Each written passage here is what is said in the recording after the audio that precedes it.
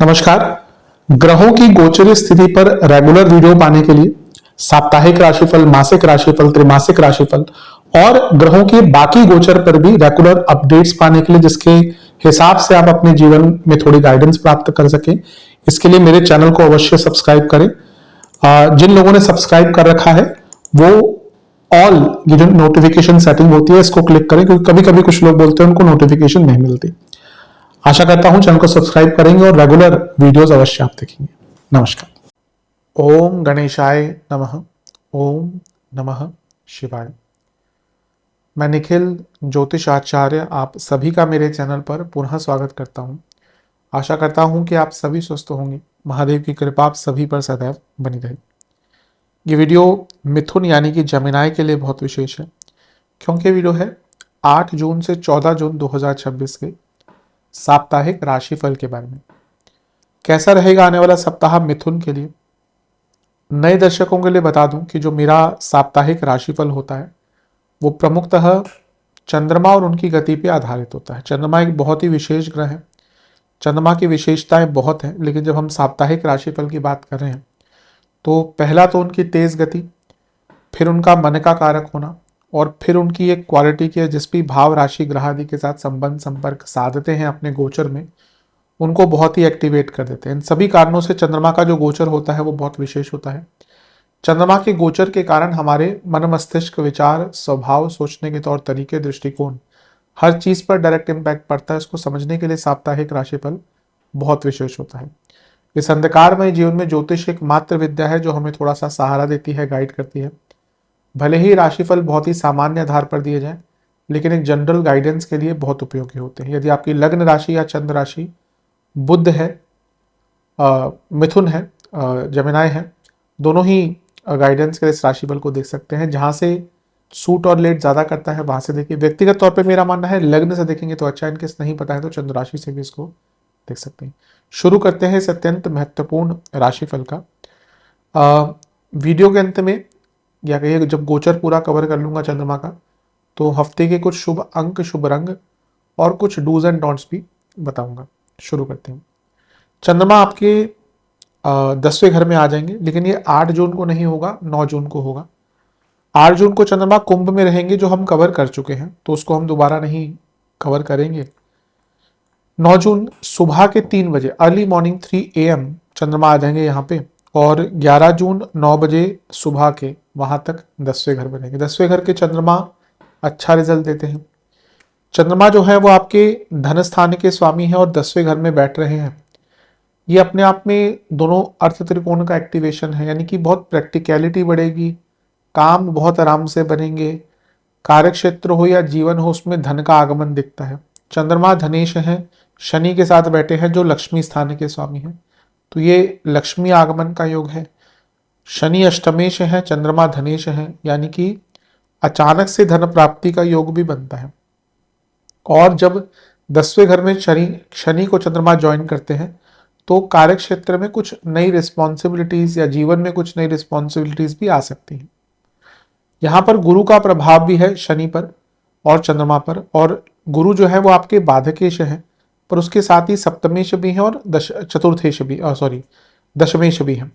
तो सप्तमेश उच्च की स्थिति में जब धनस्थान के स्वामी चंद्रमा को देखेंगे, यानी कि कार्य क्षेत्र में कुछ रिकॉग्निशन मिल सकता है। और जब दशमेश गुरु चंद्रमा को देखेंगे, यानी कि फिर से कहूंगा प्रैक्टिकलिटी। लेकिन अभी हमने बात करी कि गुरु आपके बाधकेश भी हैं, इसलिए जो भी कार्य बनेंगे, जो भी कार्य होंगे, उसमें एक मंदता तो देखने को आपको मिलेगी। ये दोनों ही ग्रह मिलकर विषदोष बनाते हैं, और ये दोनों ही ग्रह चौथे घर को देखेंगे तो कभी कभी जीवन में थोड़ी नकारात्मकता भी रहेगी, कभी कभी बहुत डिटैचमेंट भी रहेगी। तो जितना हो सके अपने आप को डिटैचमेंट से दूर रखें, लेकिन आर्थिक दृष्टिकोण से ये अच्छा दिख रहा है शुरुआती भाग। नवांश कुंडली, कुछ डिसीजन जो आप टाल रहे हैं ना, अब लेने पड़ेंगे। दशांश कुंडली, कार्य क्षेत्र में जितना हो सके फ्लो में काम कीजिएगा, अटकिएगा मत कहीं पर। बिजनेस बहुत अनप्रैक्टिकल, इम्प्रैक्टिकल दिख रहे हैं, कोई बड़ा निर्णय मत लीजिए, प्रैक्टिकलिटी के पास आइए बिजनेस में। बाकी सब ठीक दिख रहा है, लेकिन बिजनेस में गलतियां कर रहे हैं। लव लाइफ, कम्युनिकेशन गैप आ रहा है, उस पर काम कीजिए। वैवाहिक जीवन, स्नेह कहाँ है, अफेक्शन कहाँ है, गायब हो चुका है, उस पर काम कीजिए। स्टूडेंट्स, कोई बहुत काम आपका अटक रहा था ना, टाइम से पूर्ण हो सकता है। सेहत की जहां तक बात है, कफ की प्रॉब्लम, इंडाइजेशन, वीकनेस, हड्डियों की प्रॉब्लम, सर्वाष्टक, 12वां घर बली है। जॉब चेंज करना चाहते हैं, टाइम अच्छा है। 11 जून सुबह के 9 बजे चंद्रमा आ जाएंगे आपके 11वें घर में, यानी कि मेष में। और 13 जून सुबह के 10 तक चंद्रमा यहीं पर रहेंगे। चंद्रमा का 11वें घर में आना बहुत अच्छा होता है। धन स्थान के स्वामी है और आपके लाभ स्थान में बैठे हैं, और लाभ स्थान के स्वामी के साथ बैठे हैं चंद्र मंगल योग बनाकर। बहुत श्रेष्ठ है, बहुत अच्छा योग है। चंद्र मंगल योग धन के लिए बहुत अच्छा होता है। ये तो धन स्थान और लाभ स्थान के स्वामी ही साथ में बैठ गए। इच्छाओं की पूर्ति दिखती है। आर्थिक दृष्टिकोण के लिए ये टाइम बहुत अच्छा है। एसेट्स की वृद्धि हो, कहीं पे इन्वेस्ट करना हो, प्रॉपर्टी लेनी हो। केतु का प्रभाव है, कोई घर में कंस्ट्रक्शन स्टार्ट करानी हो, पैतृक संपत्ति पे कंस्ट्रक्शन स्टार्ट करानी हो, कोई पैसा रुक गया था, पैसे का काम रुक गया था, उसमें इंप्रूवमेंट करनी हो, इन सभी चीजों के लिए बहुत अच्छा योग है। गुरु से 10वें में है तो टेक्निकली गजकेसरी योग भी बन रहा है। तो हफ्ते का ये भाग तो आपके लिए आर्थिक दृष्टिकोण से बहुत अच्छा है। इच्छाएं पूरी होंगी, काम पूरे होंगे और जीवन में सकारात्मकता बढ़ेगी, कॉन्फिडेंस बढ़ेगा, विल पावर बढ़ेगी, सोचने की क्षमता बढ़ेगी, कार्य करने की क्षमता बढ़ेगी। तो बहुत अच्छा, बहुत सुंदर योग आपके लिए यहाँ पर बनता हुआ दिख रहा है। इसका उपयोग कीजिएगा। नवांश कुंडली बता रही है कि जीवन को थोड़ा ना लाइट हेडेड रूप में जीना शुरू कर दीजिए। आप इस टाइम पे तो ऐसा लग रहा है कि चीज़ों को इतना कॉम्प्लिकेट कर देते हैं कि खुद ही उस कॉम्प्लिकेशन में घुसकर परेशान हो जाते हैं। दशांश कुंडली, कार्य क्षेत्र में ना कुछ लोग आपका फायदा उठा रहे हैं, इससे बचिए। बिजनेस, बिजनेस में देखिए वैसे तो सब ठीक है, लेकिन आपको रिसर्च और करना पड़ेगा। जहां तक लव लाइफ की बात है, एक ही दिक्कत है, एक ही परेशानी है कि ऊर्जा नहीं दिख रही रिलेशनशिप में, इस पर काम कीजिए। वैवाहिक जीवन, थोड़ा ट्रस्ट इश्यूज रहेंगे। स्टूडेंट्स, कहीं ना आप अपने सब्जेक्ट के डीप स्टडी पर काम कीजिए, क्योंकि वहां पे गलतियां हो रही हैं because of lack of involvement. सेहत, नसों की प्रॉब्लम रहेगी, इन्फ्लामेशन, इंडाइजेशन, बीपी, सर्वाष्टक, 12वां घर बली है। विदेश से पैसा, विदेश से काम आ सकते हैं, आ सकता है। और कोई पैसा रुक गया था आपका, फंस गया था आपका, वो भी आ सकता है। 13 जून सुबह के 10 बजे चंद्रमा आ जाएंगे आपके 12वें घर में, यानी कि वृषभ में, और सप्ताह के अंत तक यहीं पर रहेंगे। चंद्रमा का 12वें घर में आना एक प्रकार से काफी अच्छा माना नहीं जाता है। यहाँ पे वो उच्च की अवस्था के हैं तो थोड़ा रिलीफ मिलेगा, लेकिन अमावस्या दोष भी है। पहले कुछ अच्छी चीजों की बात कर लेते हैं। 12वें घर में ग्रह उच्च का हो गया जो धनेश है, तो फिर से विदेश संबंधित काम है आपका, लाभ मिलेगा। कुछ बदलाव लाने का चाह रहे थे जीवन में, लाभ मिलेगा। कुछ आर्थिक रूप से बदलाव लाना चाह, आप अपने इनकम के सोर्स को बदलना चाह रहे थे, कुछ नई चीजों पर काम कर रहे थे, तो लाभ मिलेगा। लेकिन यहां पे देखिए कि पहला तो 12वां घर, फिर अमावस्या दोष और विष दोष, ये अच्छा नहीं है। खर्चे बहुत बढ़ेंगे। अगर आपको कोई मानसिक विकार है तो उसके कारण बहुत दिक्कत रहेगी, और मन एक जगह पर ठहरेगा ही नहीं। अमावस्या दोष भी है ना, व्याकुलता, अनिश्चितता, भय, इनसिक्योरिटीज बहुत तंग करेंगे। तो हफ्ते का अंतिम भाग कष्टकारी है। उत्सुकता से बचे, क्योंकि सूर्य तीसरे घर के स्वामी है, तो बहुत उत्सुक हो जाएंगे, और अति उत्सुकता में हम गलत ही काम करते हैं, खराब ही करते हैं। तो इन सब चीजों पर काम कीजिए। शनि के कारण विषदोष जो बन रहा है, वो कभी कभी बहुत पुरानी चीजों पर जाकर व्यक्ति ना उसको याद कर कर रोना शुरू कर देता है, बिलखना शुरू कर देता है, परेशान होना शुरू कर देता है। ठीक है, अतीत हम सबका होता है, कुछ चीजें अच्छी होती है, कुछ चीजें बुरी होती हैं। तो बुरी चीजों को याद करके क्या रोना, अच्छी चीजों को याद करिए और आगे बढ़िए। नवांश कुंडली, एक्सेप्टेंस की कमी है। अभी ऐसा लग रहा है कि ना आप कहीं कहीं पे जीवन में ना कुछ रियलिटी को एक्सेप्ट नहीं करना चाहते। ठीक है, कभी कभी होता है हम ऐसे स्टेट में हैं, हम रियलिटी से भागते हैं और अपने एक डिल्यूजन में जीते हैं, पर अंततः ये चीज हर्ट करती है। एक्सेप्ट कर लीजिए और आगे बढ़िए। दशांश कुंडली, कार्य क्षेत्र में नया काम मिलेगा, लेकिन थोड़े होपफुल रहिए। बहुत जल्दी आप होप लूज कर रहे हैं।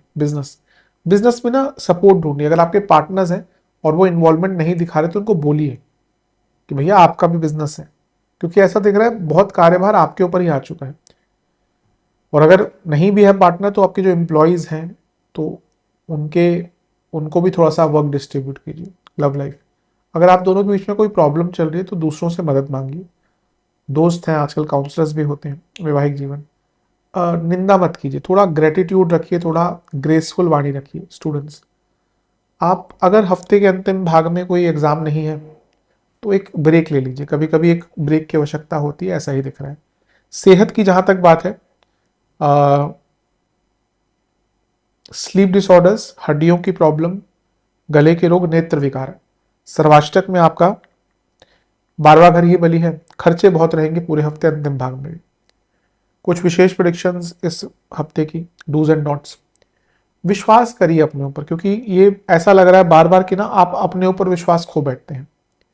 अपने जीवन में पीस पर काम कीजिए, शांति पर, और ग्रेसफुल रहिए। ये चीज बहुत महत्वपूर्ण होती है।